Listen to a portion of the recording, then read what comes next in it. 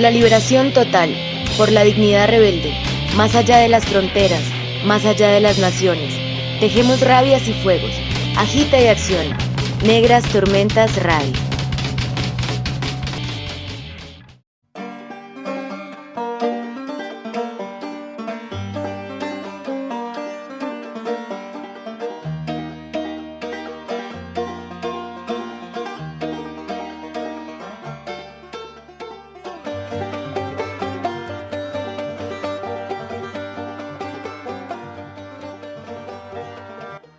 Buenas noches a todas, a todos, a todes, quienes nos escuchan una vez más en un programa especial de Negras Tormentas Radio, nuestro programa número 68, hoy con lecturas de textos y comunicados de acciones de un grupo muy conocido por todos, digamos, como los espacios de lucha, este grupo de lucha armada de mujeres y lesbianas llamado La Rotesora, un grupo que se activó en 1977, duró activo hasta 1996 en Alemania. Entonces, bueno, les damos la bienvenida, que compartan con nosotras pues esos textos tan interesantes de sus acciones, a dónde golpearon, dónde fueron, digamos, como estas acciones que hicieron con sus respectivos comunicados del por qué, digamos, en esos años hicieron pues cada acción, cada acto. Entonces queremos compartir algunos de las acciones más conocidas quizás con sus respectivos, digamos,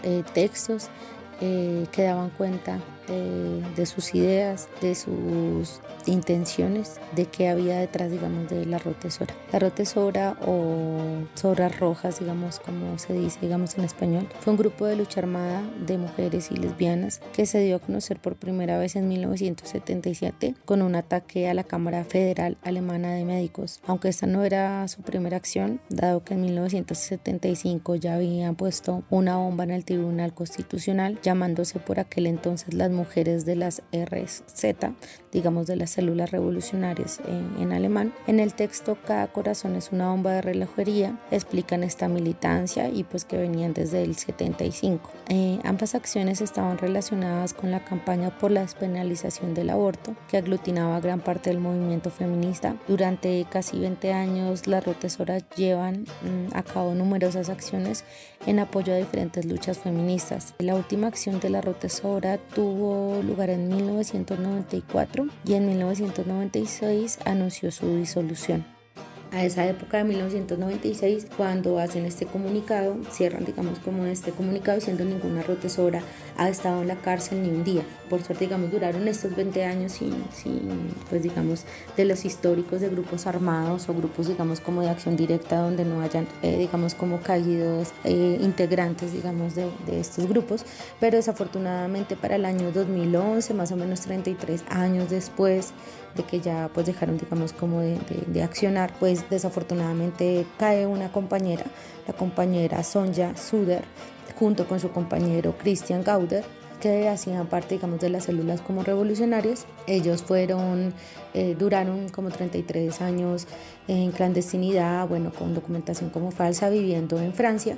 Finalmente, medio por el 2011, pues son como fichados, son llamados y directamente Francia les expulsa, yéndose directamente pues como a Alemania. Allí tienen como pues sus audiencias, sus casos. Christian estaba muy mal de salud por ese entonces, había tenido problemas, digamos, como cerebrales, como ataques, donde entonces, digamos, por sus condiciones, digamos, duras de salud, llega a estar como una temporada como corta en la cárcel y por esta cuestión sale en libertad. Mientras que Sonja Suder dura aproximadamente unos 3 años en la cárcel. A mediados más o menos del 2013 sale en libertad.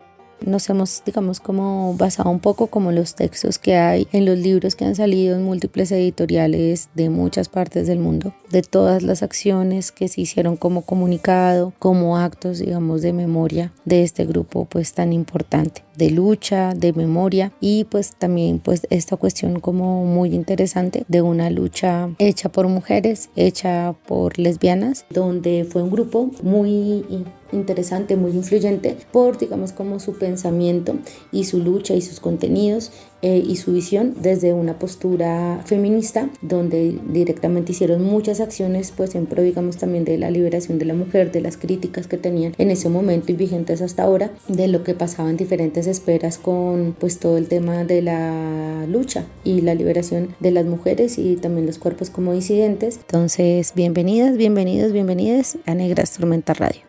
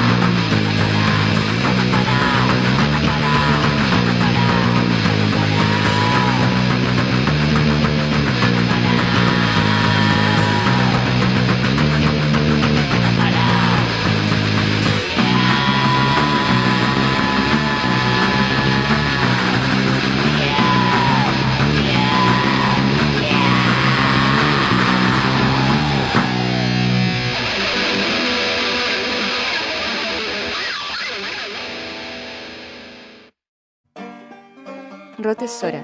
Cada corazón es una bomba de relojería. Enero de 1981.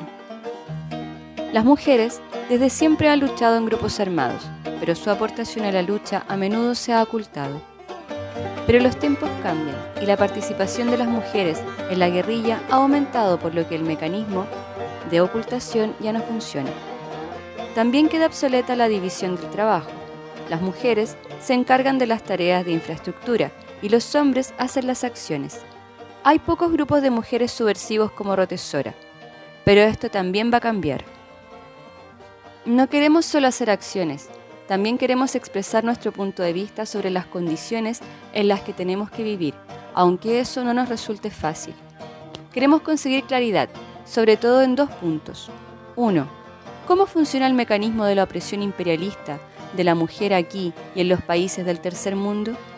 En esta pregunta, tuvimos que darnos cuenta de que los análisis sobre el imperialismo se limitan muchas veces a investigar las estructuras de poder políticas, económicas y militares de este, marginando los análisis de la estrategia contra las mujeres aquí y en el tercer mundo. No nos basta con decir del análisis del imperialismo se desprende que un objetivo para atacar sea la OTAN, y si nosotras las mujeres atacamos a la OTAN, entonces la lucha de las mujeres ya tiene su empuje revolucionario.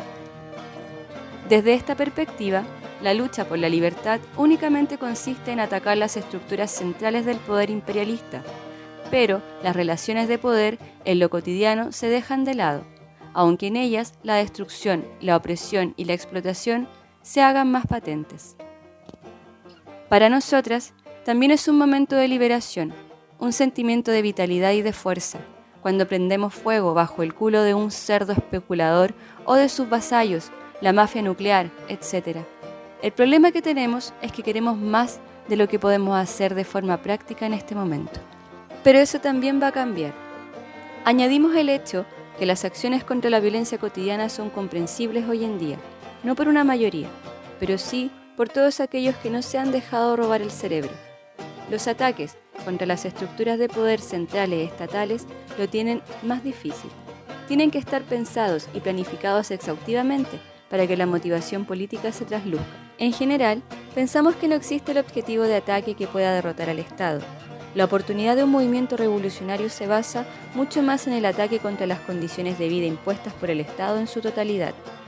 El ataque contra las instituciones estatales centrales es solo una parte de eso.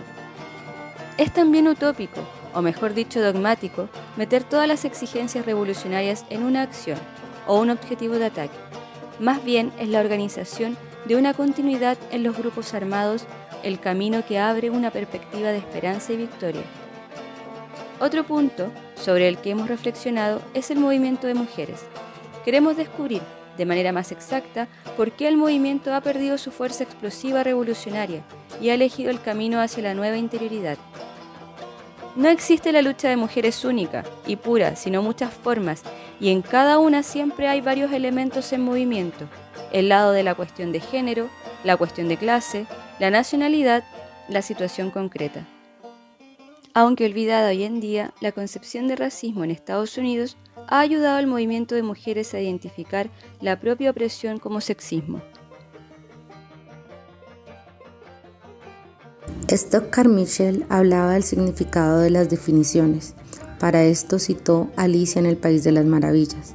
En este libro aparece una discusión entre Humpty Dumpty y Alicia sobre las definiciones. Si utilizo una palabra, dice Humpty Dumpty, muy despectivamente, entonces tiene exactamente el significado que yo le doy, ni más ni menos.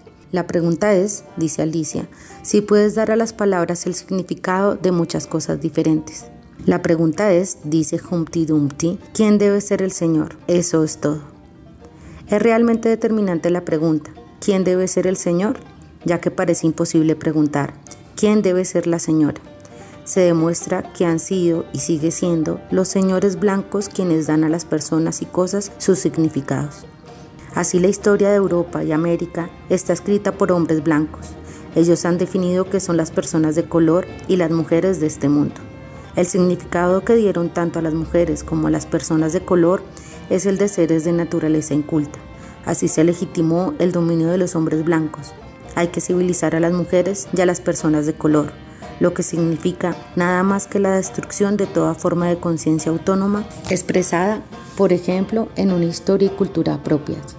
Y cuando las mujeres y las personas de color no quisieron aceptar las bendiciones de la cultura masculina occidental y se definieron, se les masacró sin piedad, como en Europa a las mujeres en el tiempo de la caza de brujas y como hoy a los indígenas en América del Sur. Decir que el sexismo y el racismo son componentes integrales del sistema de dominación patriarcal a menudo se queda en la superficialidad de lo debido. Así, en los análisis corrientes del imperialismo apenas se menciona el sexismo como herramienta de dominación y de división. Si hablamos en este texto sobre sexismo y como parte de ello de la división sexual del trabajo, no lo haremos por hablar también de las mujeres, sino por la certeza de que sin un análisis concreto del sexismo no podemos entender las condiciones de vida en el tercer mundo, en las metrópolis ni el movimiento de mujeres. La opresión de la mujer es más antigua que el capitalismo. Esto no es nada nuevo.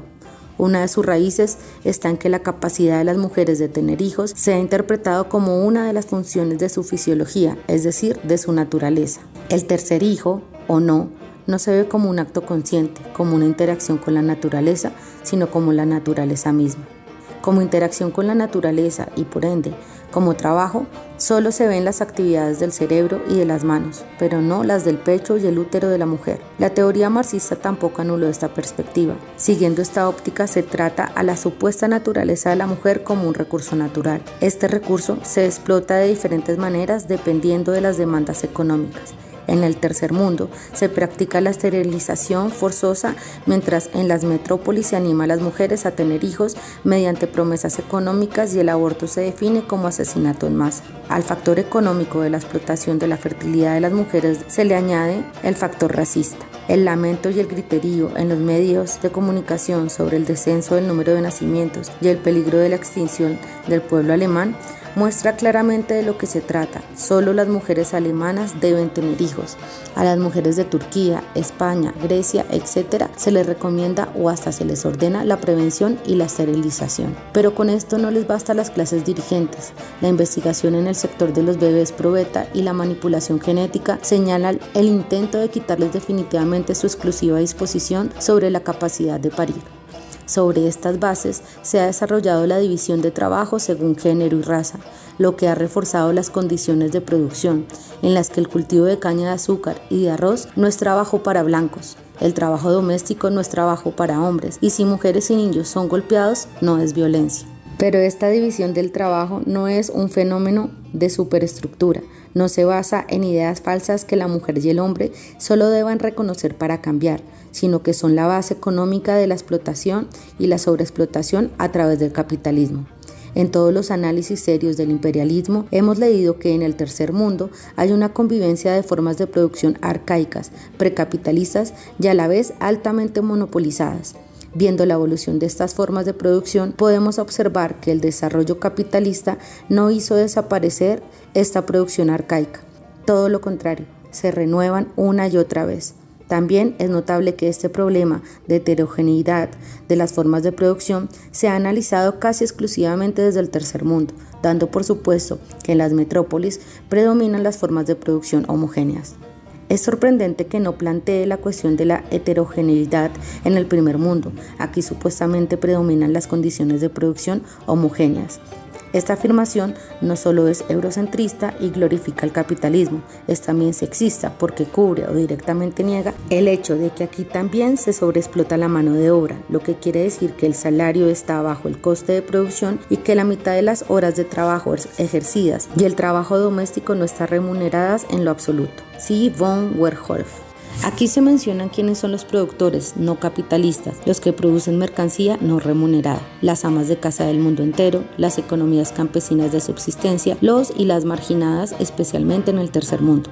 Son ellos los que realizan la plusvalía, como escribió Rosa Luxemburgo. Lo importante es que la plusvalía no puede ser realizada ni por obreros ni por capitalistas, sino por capas sociales que produzcan de manera no capitalista. Nos hemos dado cuenta con estos hechos que el sexismo y el racismo no son una cuestión de cabeza, de mala conciencia que se pueda cambiar a través de información y de buena voluntad. Para que el imperialismo funcione son necesarias las condiciones económicas que producen continuamente tanto el sexismo como el racismo. No es contradictorio que se les use además como instrumentos políticos de separación de los oprimidos.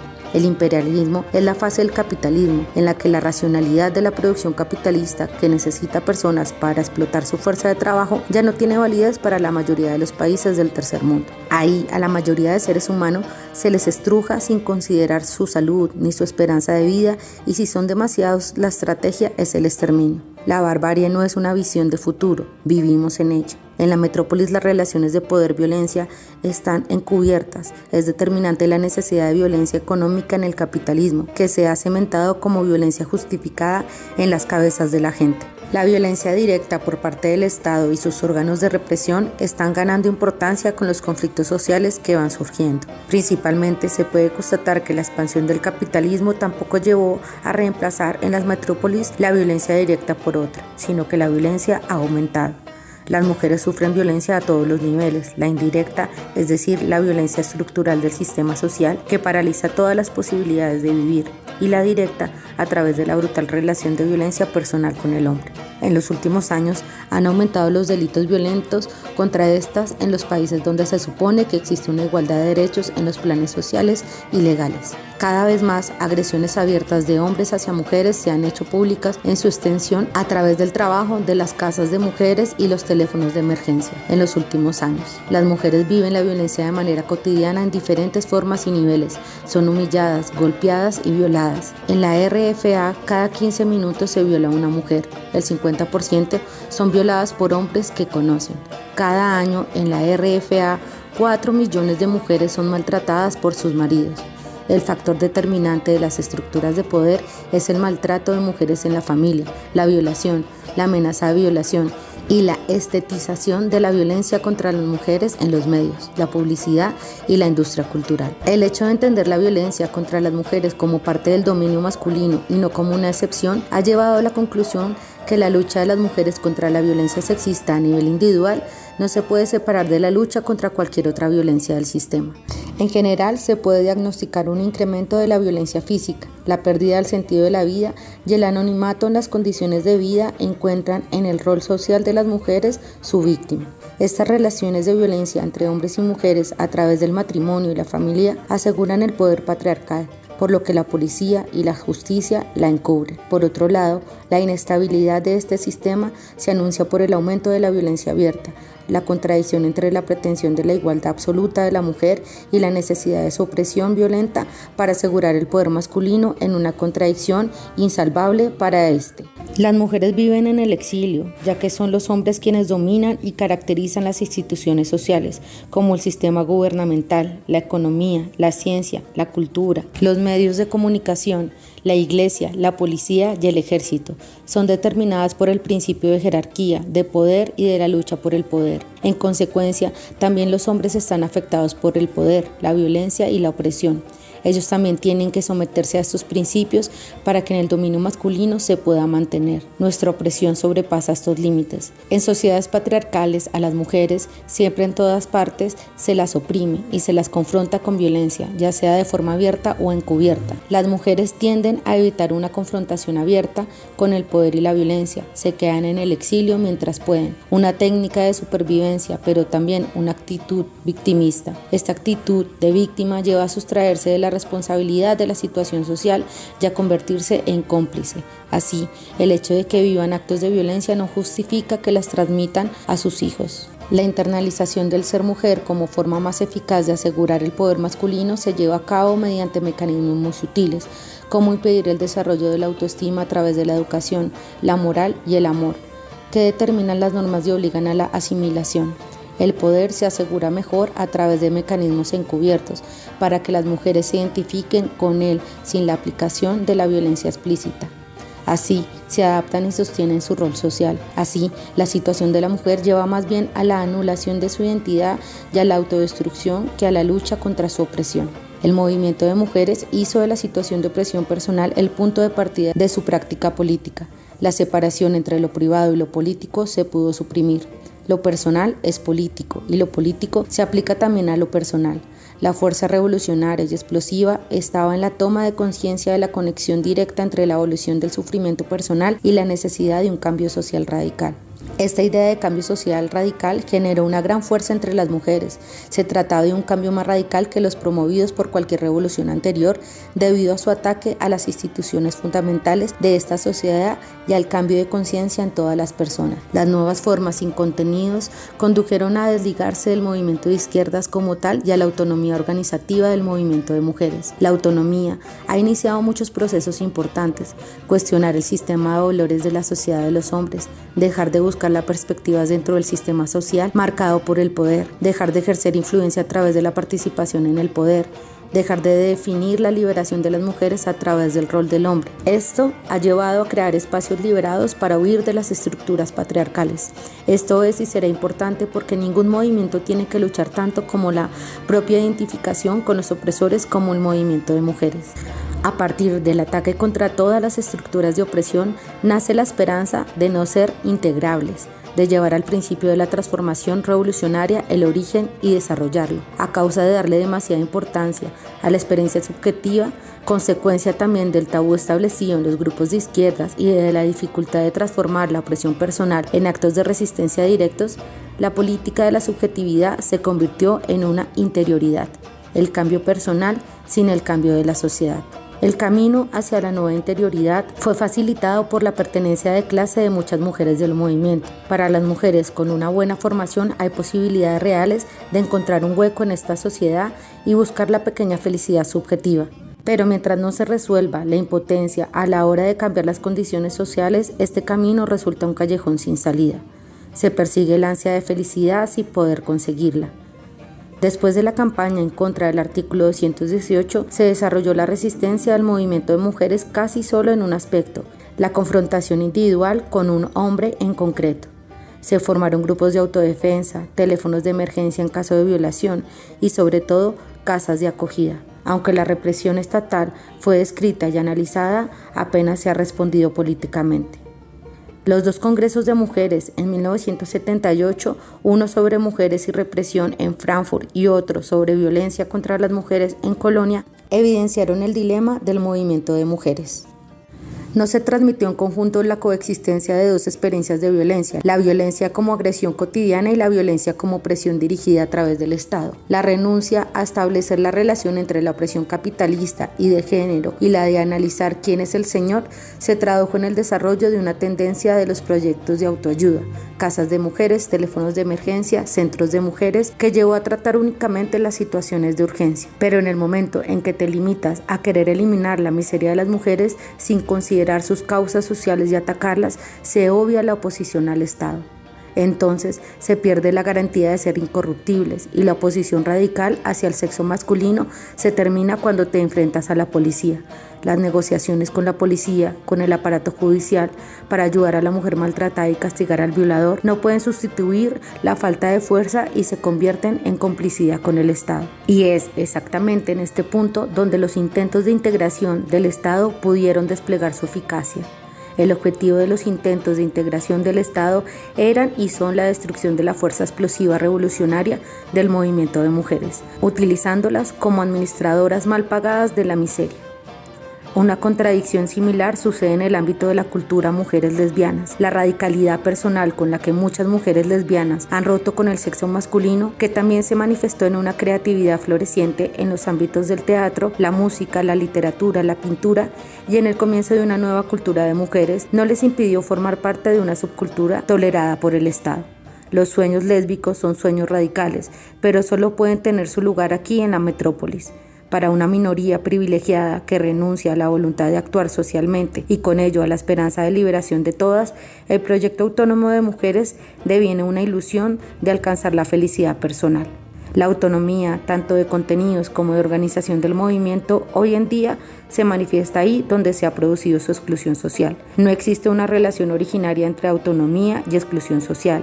La autonomía del movimiento puede y debe desarrollarse sin reducir la política de mujeres a problemas específicos de estas, con proyectos de autoayuda que tengan como objetivo la provocación y no el evitar la confrontación, que rompa con las reglas del juego de la sociedad y no se transformen en engranajes que funcionen dentro de la misma. En el último tiempo, cada vez más mujeres expresan su insatisfacción con el exilio político del movimiento de mujeres lesbianas, rompen la burbuja de cristal del aislamiento e intentan desarrollar posiciones feministas y una práctica respecto a las cuestiones de la destrucción ecológica. Por ejemplo, a través de la energía nuclear, la química, etc., al problema del internacionalismo, tercer mundo y en contra de la militarización. Para nosotras está claro que la lucha de las mujeres no puede renunciar a la organización de la subversión y la contraviolencia. El movimiento de mujeres ya ha escrito demasiados análisis sobre el hecho de que éstas han sido educadas para soportar la violencia, pero no para defenderse de ella. A las mujeres se las adiestra para sentirse cómodas con la impotencia y para disimular la destrucción psicológica que este sistema causa a su emocionalidad. La compasión hacia los oprimidos por parte de éstas se ha desarrollado fuertemente. Lo que no se ha desarrollado es el odio hacia los opresores, los enemigos. El odio tiene que ver con la destrucción y la destrucción les da miedo. Estancarse en la mera descripción de estos hechos significa aceptar el estado de impotencia y adoptar el rol de mujer que ofrece esta sociedad.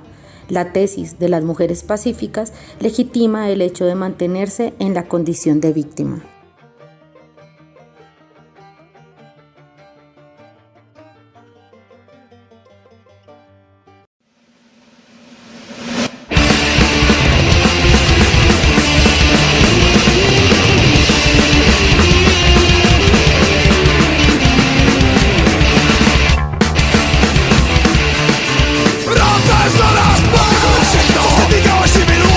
Prosto na wsiach, z kolei uderzę nos, nie mam żadnych pokój.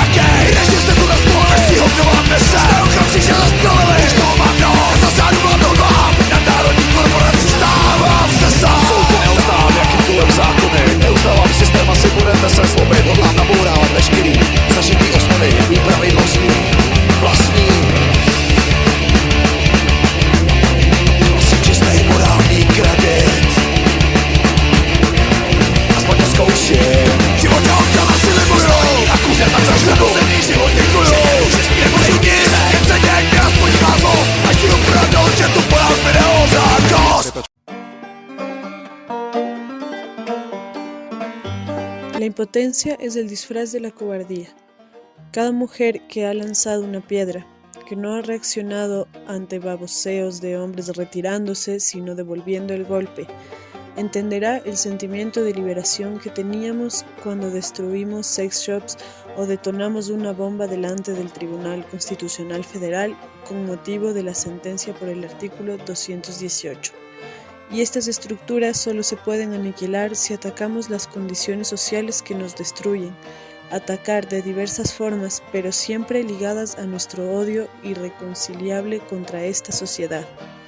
La manera armada de ataque es para nosotras una parte irrenunciable para la lucha de las mujeres.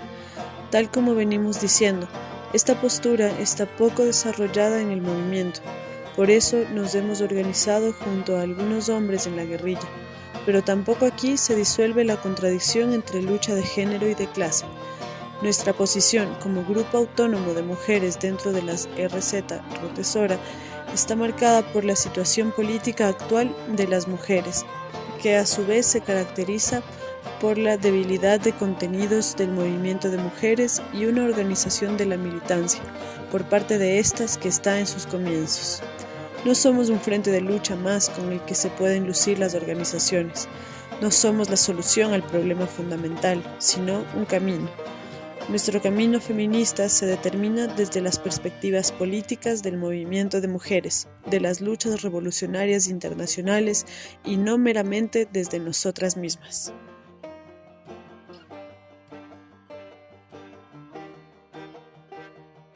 Distribución de billetes de transporte falsos en la cuenca del Ruhr, 30 de marzo de 1981.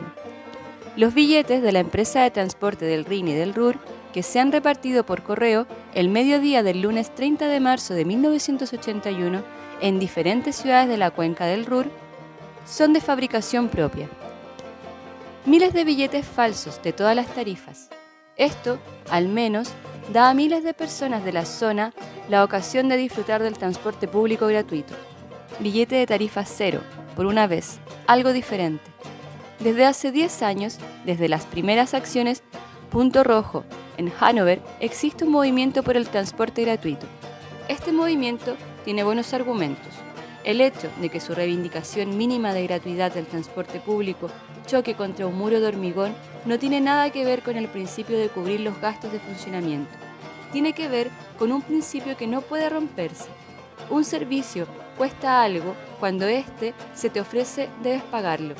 Esta máxima de la sociedad debe mantenerse, incluso al precio de una política de transportes que evidencia la relación intrínseca entre progreso capitalista y destrucción. El coche Moloch es verdadero desde hace tiempo y se ha convertido en un elemento indispensable de la vida, sin alternativas.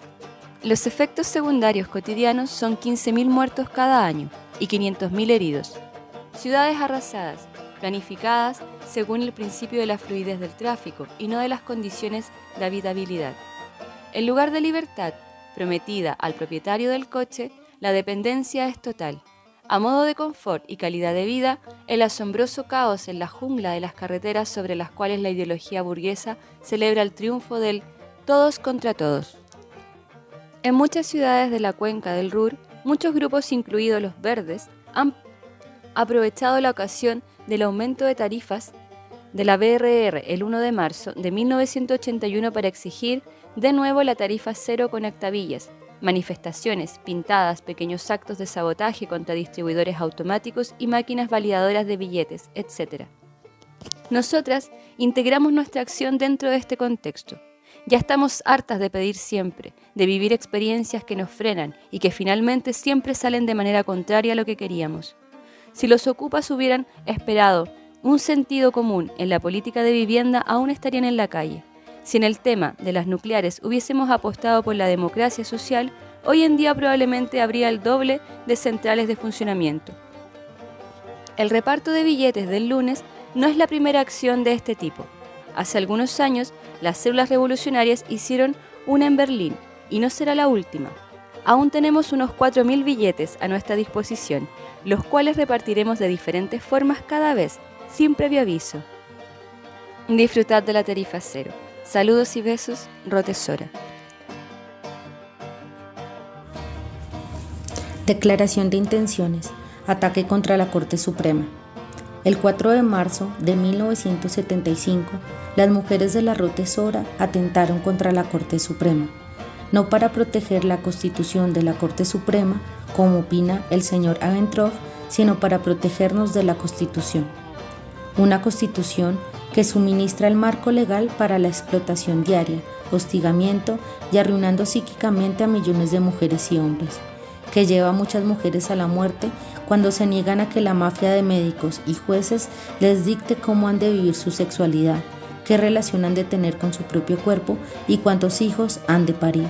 A nosotras no nos importa el argumento de que la Corte Suprema deje sin efecto el proyecto de ley del Parlamento que fue elaborado democráticamente, ya que a nosotras nos da igual si son 6 o 600 los que dictan las condiciones de existencia de 60 millones de personas. Sin embargo, sí que analizamos las leyes según su grado de agresión contra el pueblo, que además son aprobadas por unos pocos siervos del capitalismo que viven de los impuestos.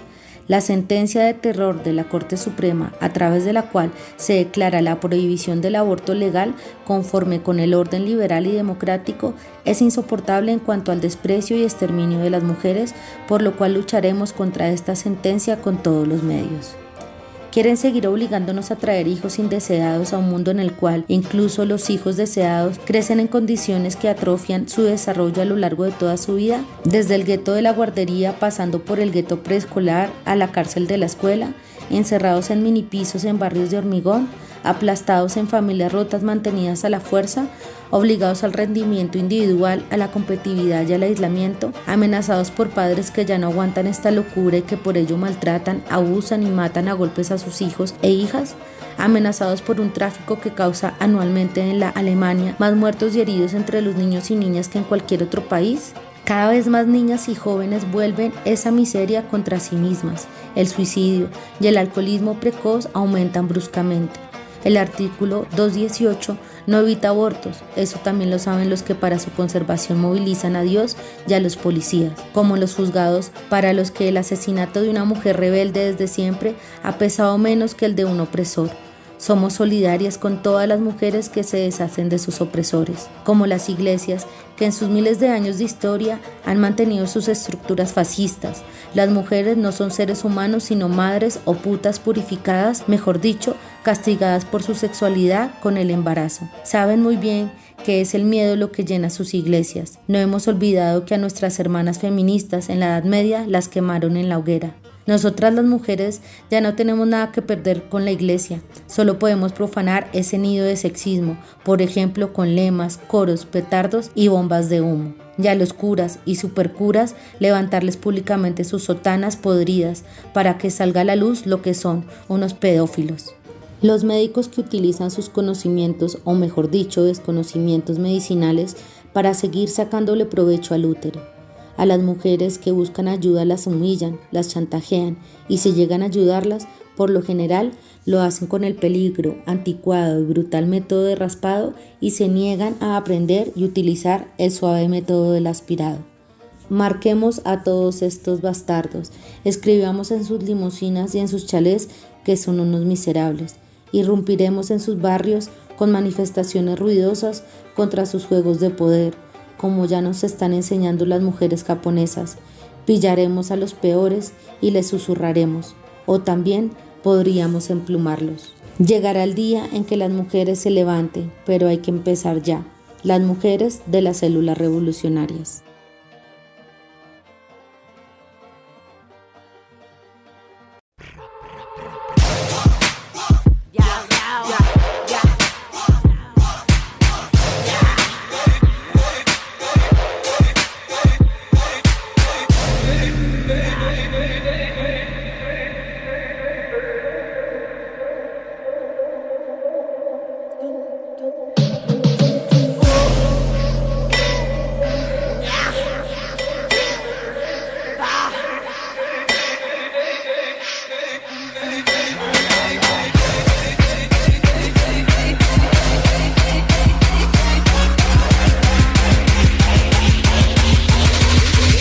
hija de la ira. Comando Hum, servicio a domicilio. Venimos a cobrarle los daños y perjuicios. Echen los cerrojos, escondan a los niños. Vienen las feministas repartiendo vicios.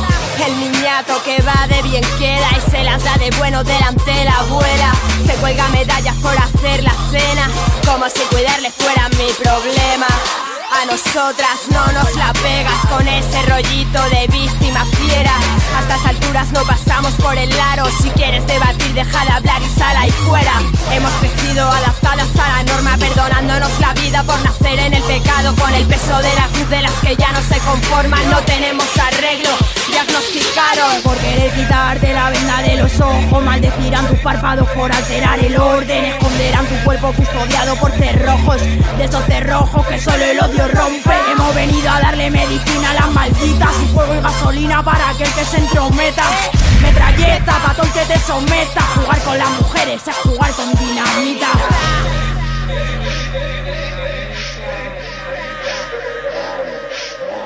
Con las mujeres es jugar con dinamita.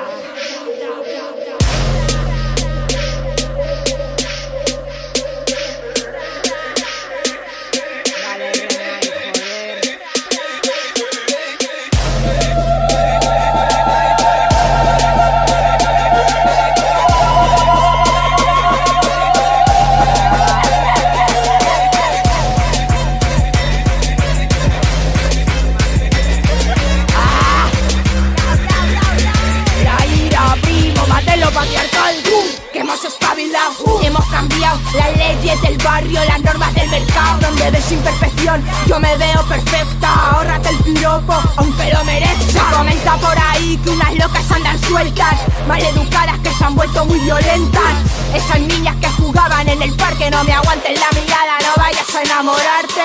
Que nos movemos con estilo y con clase. Partimos la pana, no nos hace falta traje. Con vallas, con el chándalo, medio culo al aire. Las capas de los barrios aprendimos de las calles. Observa estos andares que nos caracterizan, llámalo de zen, aquí no hay inocencia. De postureo y sé que te envidia. Satisfacción de ser la que taladra tu conciencia. Entre el miedo y el respeto, una delgada línea. Por eso el que no atienda se encuentra con la ruina. Manos arriba, se ha abierto la veda. Vigila bien tu sombra, la veo desprotegida. Que la guerra fría no nos gana ni Dios. Aprende de una jefa, ya mi gente ni una tos.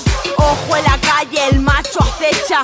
Su ego muy grande y la acera muy estrecha. Lo veo en tu mirada, por eso lo de guarra, ya te gustaría probar con estas fulanas. Papi, dilo, macho, macho dame el filo. Papi, dilo, macho, macho dame el filo. Papi, dilo, macho dame el filo. Acabar con el hambre, políticos, científicos e industrias químicas, todos ellos dicen quererlo, pero esto es organizado cada vez de manera más perfeccionada. El hambre, la mejor arma de las metrópolis contra el tercer mundo. La tecnología genética ofrece una nueva dimensión, la de la obtención del poder sobre los alimentos y su producción. El Instituto Max Planck para la investigación de especies en Colonia Bogenslang es un centro para la tecnología genética verde.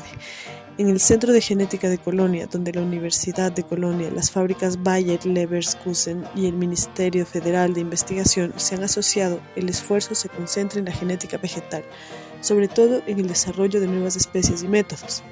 El IMP, Max Planck,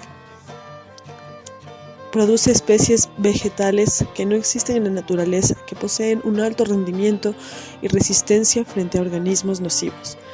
Caracteres hereditarios de diferentes variedades o de organismos vivos se transfieren a las plantas con la ayuda de la tecnología genética. Así, por ejemplo, bacterias que pueden usar el nitrógeno del aire son modificadas genéticamente en los cereales para que los fertilizantes nitrogenados puedan ser reducidos por estas especies. Igualmente, se desarrollan plantas supuestamente resistentes contra los pesticidas tóxicos. Estos experimentos comportan una destrucción de la variedad natural de las especies y problemas ecológicos imprevisibles. Con ayuda de su ciencia, estos señores extienden su poder en la estructura interna de la vida, desconociendo, por supuesto, cuáles podrían ser las consecuencias. Bayer Leverkusen se asegura las patentes sobre las estructuras genéticas desarrolladas en el Centro Genético de Colonia, con lo que sus nuevas creaciones se convierten en propiedad de esta. Estas nuevas variedades tienen una consecuencia: su utilización rentable prolonga el proceso social de destrucción de la Revolución Verde y aumenta el poder de las multinacionales agrícolas, químicas y alimenticias. No acaban con el hambre. Aquí se cultivan plantas y políticas, y sus consecuencias suponen el control mundial de la economía agrícola por parte de algunos consorcios multinacionales y el aumento de sus beneficios. Sobre el terreno del Instituto Max Planck, un nuevo laboratorio se construye con ayudas de la región, una expresión del boom actual de la investigación genética. Nosotras hemos puesto una bomba ahí el 18 de agosto de 1985 para obstaculizar dichos trabajos. Rothe Sora. Menger, 19 de agosto de 1983. El negocio del tráfico de mujeres de los países del llamado Tercer Mundo sigue floreciendo.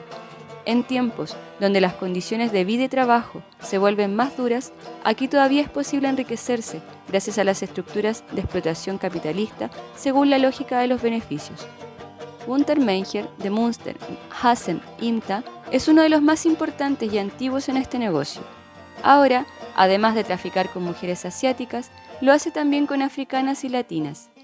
Su negocio organiza, entre otros, viajes a estos países y utiliza su mansión familiar en el campo, Asia Bar, como reclamo publicitario. Una muñeca asiática a tamaño real se encuentra en el escaparate de la vivienda. Nuestra resistencia contra estas prácticas misóginas no cesará. Por esta razón, hemos incendiado el bus de servicio del aeropuerto de propiedad del traficante de mujeres Menger el 19 de agosto de 1983. El hecho de que tuviese un juicio en los años 70 por tráfico de personas y por complicidad en prostitución no nos convence de lo motivados que pueden estar los fiscales que trabajan en estos casos, pero sí de que es un pez gordo en este negocio. Sus negocios son un ejemplo de lo frágil que es la frontera entre prostituta y esposa, lo abiertas que están las fronteras cuando se trata de la venta de mujeres como prostitutas y esposas. Encerrar a las mujeres en prostíbulos, encarceladas en condiciones horribles y violentas, supone una forma brutal de esclavitud que encuentra cierto rechazo social, pero solo hasta cierto punto, ya que se trata de la misma manera de violencia ejercida aquí, aunque de manera más controlada. Sin embargo, la venta de mujeres como esposas aquí es un negocio serio. El marido logra un título de propiedad legal sobre la mujer y la función de la mujer como sirvienta del hombre, disponible emocional y físicamente.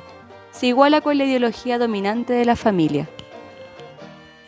Sexismo y racismo están tan profundamente ligados que los hombres blancos se apropian de las mujeres del tercer mundo, según sus necesidades tanto como de las mercancías y los recursos de estos países. Bild, antes conocido como Bild Zeitung, es un diario alemán fundado en 1952 y publicita este negocio en la serie. ¿Cómo me compro una mujer? Y los intermediarios lo ven como una oportunidad que no hay que dejar escapar para recolectar las dulces flores, garantizando a los hombres que hasta los viejos, enfermos y mutilados pueden disponer de una mujer según sus gustos, jóvenes frescas, exóticas, sin ambiciones, mujeres en una situación sin salida que las ha llevado a los países imperialistas y les deja poca elección. Rothe Sora lo ha mostrado en su última reivindicación: incendio del coche del intermediario matrimonial Kirchner y atentado explosivo al consulado filipino. Los hombres se toman el derecho de tratar a las mujeres como bienes, ofrecerlas y venderlas, numerarlas, cambiarlas, convertirlas en una ofrenda especial. Menger hasta tiene camas para probar. Esto muestra la reacción de Kirchner, no lo olvidamos, que no quiere entender lo de ser atacado por sus serios negocios. El gobierno filipino reaccionó oficialmente, afectado por el atentado a su consulado. Empezó una campaña donde juzgaba el tráfico y se posicionaba con sus mujeres. Defendió su imagen nacional contra estos negocios indecentes y añadió un poco de chauvinismo masculino. Supuestamente quiere aplicar mano dura contra las prácticas de tráfico de mujeres mientras que al mismo tiempo subvenciona estatalmente el turismo sexual. La tercera entrada de divisas de la economía filipina y sigue creando las condiciones para el tráfico de mujeres. vende el país a empresas multinacionales, robando la base de vida material al pueblo filipino, destruyendo sus contextos de vida, económicos y culturales y sometiéndoles hacia las estrategias de explotación. Mientras tanto, intenta aniquilar las crecientes resistencias del país a través de una brutal represión. Hasta que no aprendamos a sentir y a pensar, estos señores no se nos quitarán de encima. Rotesora.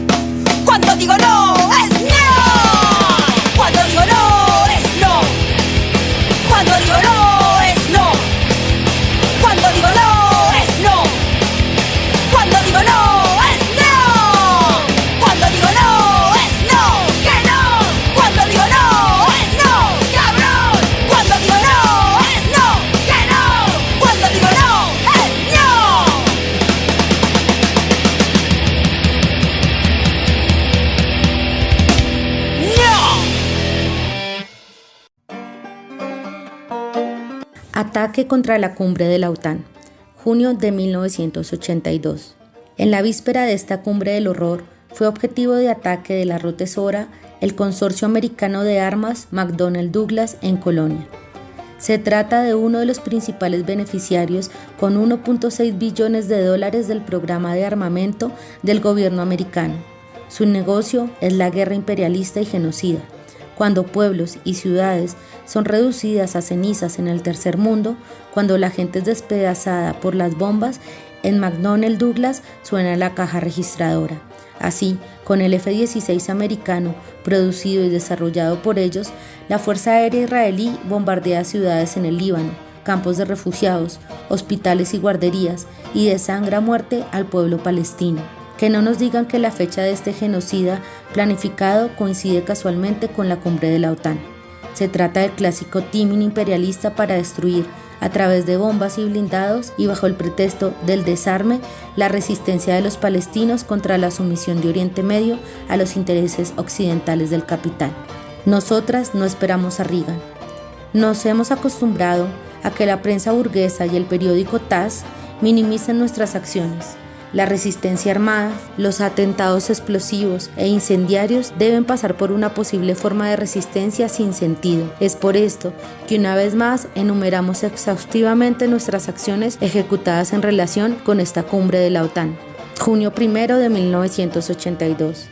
Atentado explosivos contra el cuartel general americano en Frankfurt, atentado explosivo contra el americano Fort Newark, atentado explosivo contra la ITT en Hannover, atentado explosivo contra el IBM en Düsseldorf, atentado explosivo contra Control Data en Düsseldorf y atentado explosivo contra el Club de Oficiales Americanos en Hanau, atentado explosivo contra el Club de Oficiales Americanos en Hellhausen. El 4 de junio de 1982, incendio de Burg Ketrock en Hamburgo. El 5 de junio de 1982, atentado explosivo contra el Instituto Germano-Americano de Tübingen, la Rote Sora.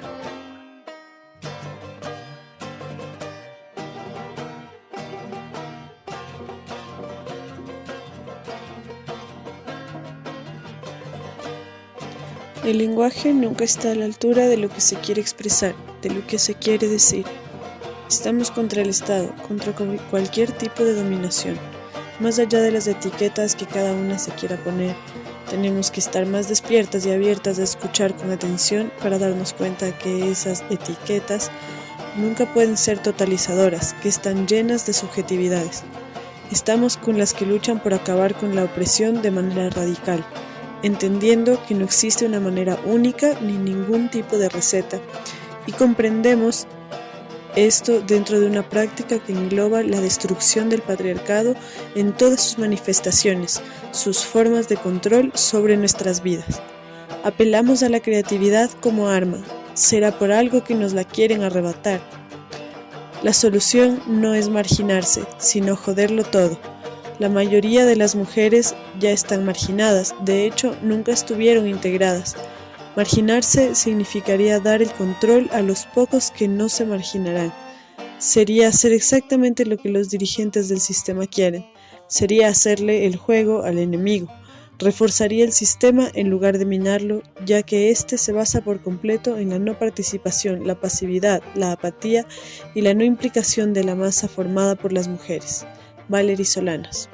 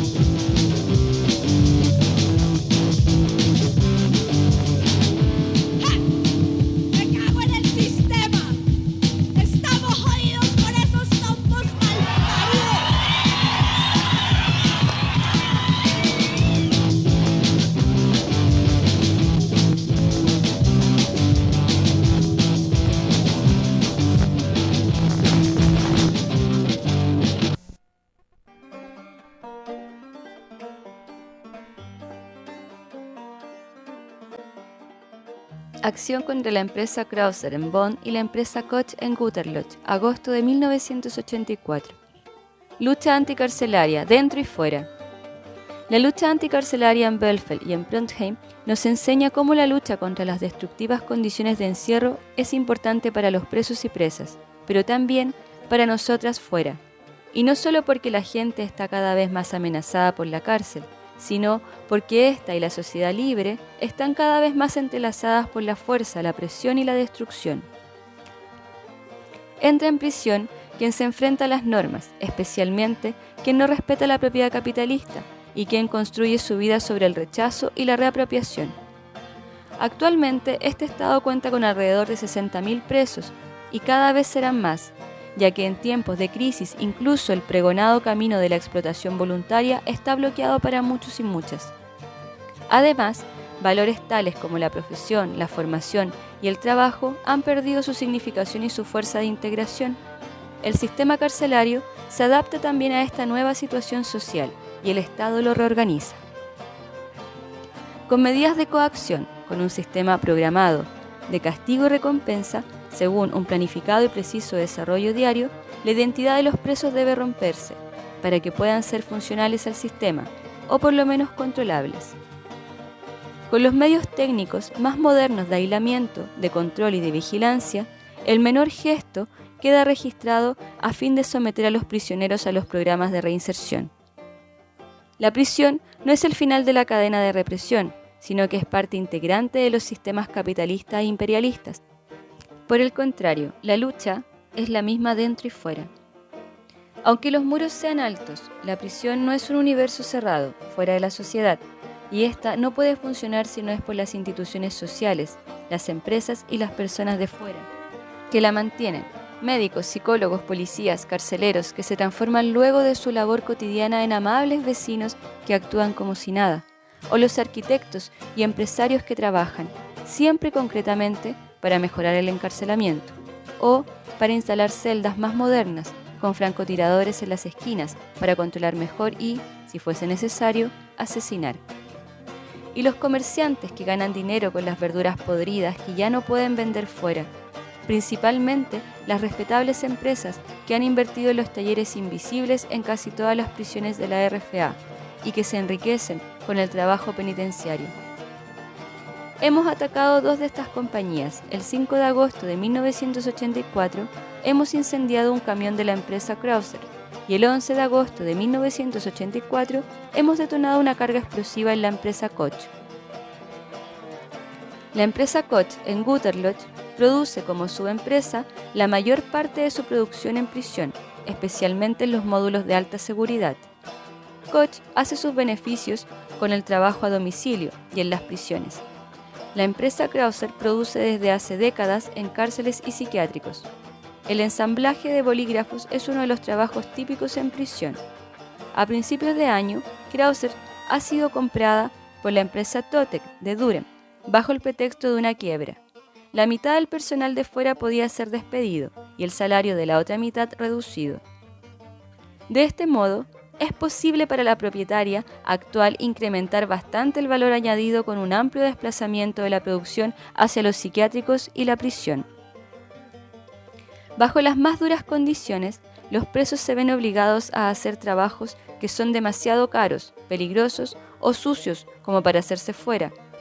Trabajos que pueden imponerse solo a personas en situación de dependencia extrema, tales como mujeres que deben garantizar su subsistencia con trabajos desde casa, trabajos como los que deben hacer las mujeres en las fábricas del mercado mundial del sudeste asiático.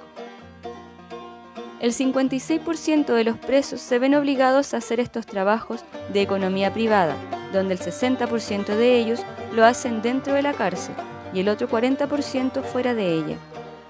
Frente a la restricción de expresiones de la vida social y del contacto, el trabajo aparece a menudo como la única posibilidad de actividad.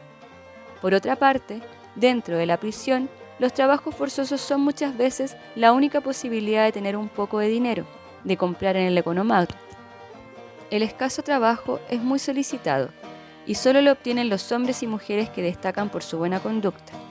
En las lavanderías, cerrajerías, bibliotecas y cocinas, donde hay la posibilidad de hablar con los demás y no ejecutar únicamente trabajos estúpidos, solo en una celda, fabricar 3.000 enchufes o más, en una celda sin ventanas, sin luz, sin ruido ni aire.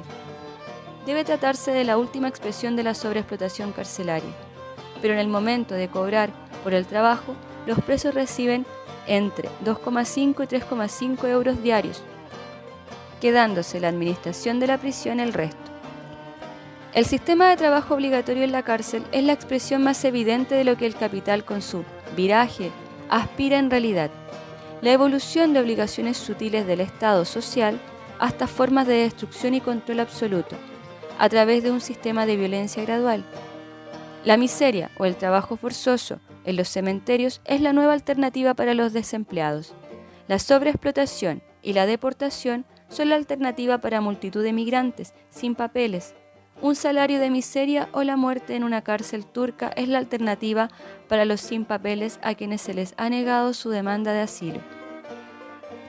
Trabajo forzoso, dentro y fuera, desmantelamiento de las estructuras colectivas de acción y de comunicación, aislamiento e individualización en el cotidiano, en el trabajo, trabajo en celdas, trabajo a domicilio, de forma que las personas perturben cada vez menos colectivamente su opresión y explotación, de forma que se vean aisladas y enfrentados entre sí, mientras que la vigilancia y el control por la recogida y centralización de datos están cada vez más acondicionados en un sistema de archivos. La lucha de los presos de Bielefeld ha demostrado dos cosas importantes. A pesar de la persistente resistencia en diferentes prisiones contra el trabajo y la vigilancia, el sistema penitenciario trabaja febrilmente para llevar más lejos las técnicas de vigilancia y aislamiento en los módulos de alta seguridad. Estos son utilizados no solamente contra los presos políticos, sino también contra los presos sociales, como ataque político contra todos aquellos que se opongan a las estrategias del trabajo forzoso y de la destrucción. Se trata de continuar la lucha contra la cárcel, ya empezada juntas, dentro y fuera. Abolición de los módulos de alta seguridad, abolición del trabajo forzoso, abolición de los tratamientos especiales, puertas abiertas, comunicación libre y posibilidad de actividad autogestionada. Nuestra solidaridad también va dirigida a los presos en Turquía y a la lucha en curso contra las condiciones inhumanas de la OTAN. RZ y Rotesora.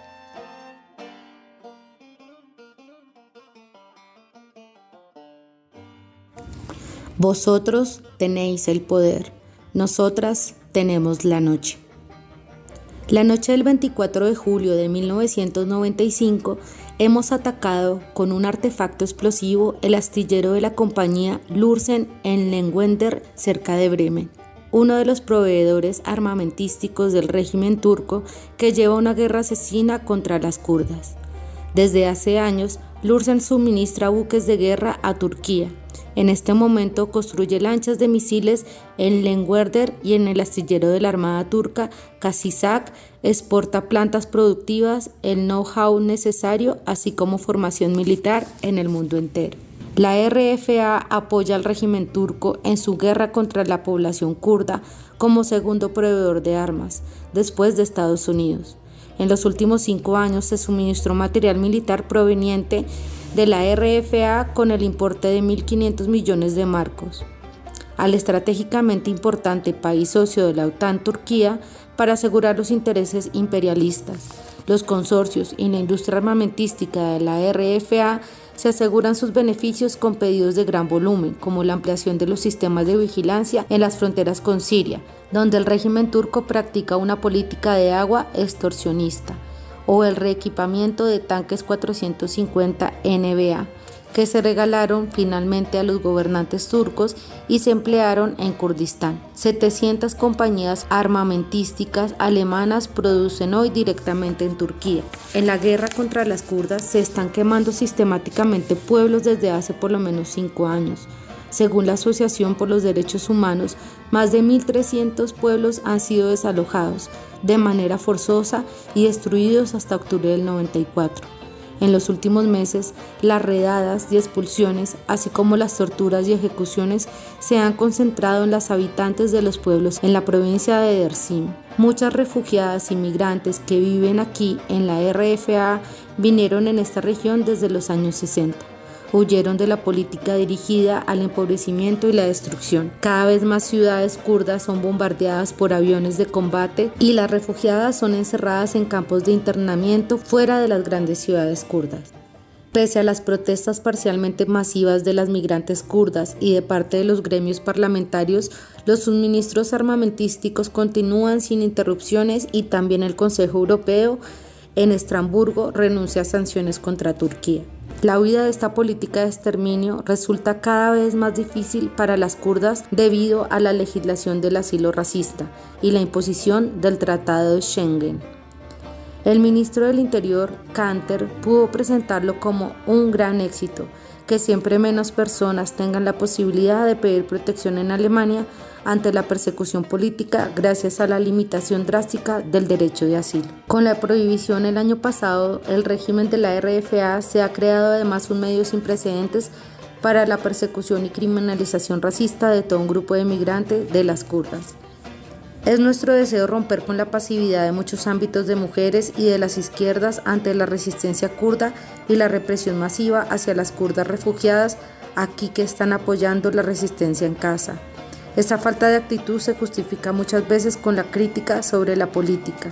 Una mujer no puede identificarse con el PKK, nosotras tampoco, y por desgracia, esta cuestión casi siempre determina la solidaridad. Queremos discutir aquí sobre la solidaridad política, que ya no depende de la identificación con los movimientos de liberación o del distanciamiento de ellos. A través de la identificación se proyectan los propios deseos que bloquean la vista a los conflictos sociales reales. No son una base sólida para la solidaridad.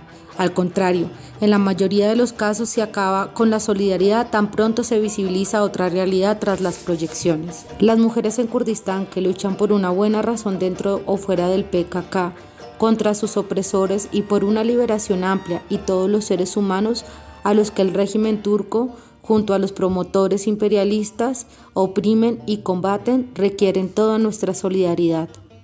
Como personas que vivimos en Alemania, tenemos que asumir responsabilidades e intervenir, si no queremos ser cómplices de una guerra que cuenta con el apoyo masivo y la colaboración de aquí contra la población kurda. El intento de describir las dimensiones de la guerra que tienen como objetivo a la población y a las mujeres tiene el propósito de romper con la visión reducida a la confrontación militar entre el PKK y el Estado turco, impuesta por el lado dominante y los medios de comunicación, tal como por el PKK. El PKK mismo no da importancia a una formulación clara de visiones liberadoras o programas sociales. Ellos y sus simpatizantes alemanes mandan a reconocer la liberación nacional del país como prioridad y por esto a apoyar los éxitos militares en la lucha armada contra el ejército turco, en la que ya se estaría formando el humano nuevo, gracias a este partido. El régimen turco y su ejército llevan una guerra contra la población kurda para romper su resistencia contra la opresión y su apoyo a las guerrillas. La guerra contra las kurdas apunta a la destrucción de sus formas de vida, que en parte se rigen todavía de manera amplia por la reproducción social y la subsistencia. El ejército turco mata a tiros a pastores y campesinas y sus animales durante el trabajo en sus campos, asalta a los pueblos y destruye intencionalmente las provisiones de invierno. Desde el aire se dispara sistemáticamente a bosques, pastizales y campos para incendiarlos, y los tanques destruyen paisajes enteros. El régimen turco prácticamente ha prohibido a las personas su medio de producción y lo impone con medidas de guerra. En las regiones montañosas, la pastoría ha existido durante siglos. En verano la gente se traslada con los animales a los pastaderos más altos y en invierno a los pueblos en los valles. En las partes amplias de la frontera de 330 kilómetros de longitud que corta los territorios kurdos entre Turquía e Irak, casi todas las personas vivían de la pastoría, el comercio y el contrabando local transfronterizo. Se les arrebató su existencia con las prohibiciones y las expulsiones permanentes, bajo la premisa de cortar las posibilidades de retirada y el apoyo a la guerrilla. Se deploraron aquí terrenos gigantes en los últimos años para transformarlos en zonas de seguridad y en áreas de despliegue militar contra los países vecinos, arrasando los pueblos por completo. Casi todas las familias kurdas tienen hijas o parientes que han sido secuestradas, torturadas o asesinadas por el ejército. Por lo mismo, no es raro que luego hayan miembros de cada familia en la guerrilla, a quienes evidentemente se apoya. En las décadas anteriores al fortalecimiento del PKK, la ocupación y las operaciones militares temporales en Kurdistán sirvieron para expulsar a mucha gente con el fin de asegurar la explotación colonial interior. También bajo la presión del mercado global y de las condiciones del FMI y el Banco Mundial. Hasta hoy, el régimen turco opta únicamente por la guerra para imponer sus fines demográficos asesinos. De esta forma, quiere romper las antiguas redes de solidaridad y la resistencia de las kurdas enlazadas con sus medios de subsistencia. La guerra, la destrucción y la eliminación no supone una barrera para la modernización de la dominación, planificada desde hace mucho tiempo y parcialmente realizada, más bien son las condiciones previas para imponer las formas imperialistas de explotación y rentabilización a personas a las cuales se les ha robado su subsistencia. La expulsión de cientos de miles de familias minifundistas que ha comenzado con la ascensión de la guerra en los últimos años con el fin de crear zonas de exportación en el territorio GAP, proyecto de Anatolia Oriental. Solo es el otro lado de la moneda. Hoy más de 4 millones de personas viven mayoritariamente del trabajo de cosecha, de temporada y del autoabastecimiento en las 6 grandes provincias del GAP. En el transcurso de la reforma agraria, el Estado se va apropiando poco a poco de sus pequeños campos y los inversionistas y latifundistas los incorporan al territorio de GAP, proyecto de Anatolia Oriental. En nuestro rechazo fundamental a la modernización del dominio, partimos de la base de que las zonas de desarrollo, como están previstas, por ejemplo, en la región GAP, no tienen nada que ver con los deseos de las kurdas por una mejora de su existencia, ya que para la mayoría de la población empobrecida, estas significan la expropiación de su tierra y la devaluación y destrucción de sus capacidades y de sus formas de producción y de vida hasta ahora.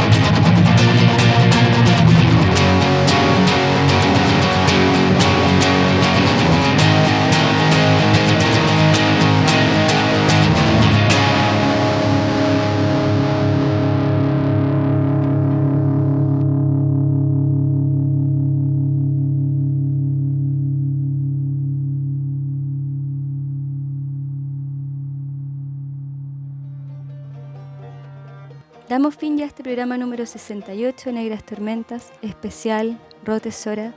Cada corazón es una bomba de relojería. Lecturas de los comunicados de las distintas acciones que realizaron en la década de los 80, las principales células de acción de mujeres, donde también se reivindicaban las luchas y resistencias ante la violencia patriarcal, capitalista, estatal, policial. Sin embargo, también incluyendo otras luchas más transversales a través de la historia. Agradecemos a toda la gente que nos escucha en los distintos territorios y también saludamos a las radios que nos retransmiten cada semana. En esta semana de agitación por la libertad de Mónica Francisco, abrazamos también a la distancia a ambos compañeros quienes ya se encuentran enfrentando la etapa final de este juicio. Saludamos también a todas las presas y presos, abrazamos en solidaridad que se encuentran secuestrados en las distintas cárceles y jaulas también. Que la solidaridad traspase los muros a través de las acciones y que viva la anarquía. Buenas noches.